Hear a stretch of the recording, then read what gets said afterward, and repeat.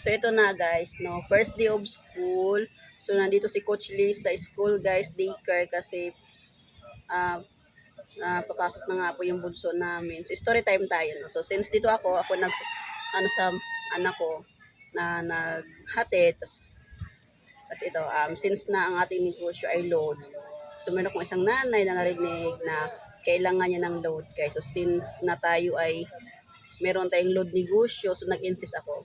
May load po ako. Anong load po ba ang gusto niyo? So kumita ako guys. So di ba? Kumita ako ng 55 kasi ang pinapa-load ni Madam is Mr. 50 doon daw sa TM na registered na.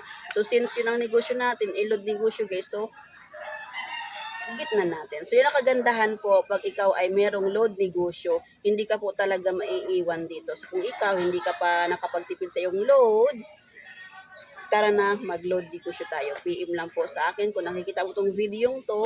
I am Coach Liz, Load Supplier Nationwide at your service po.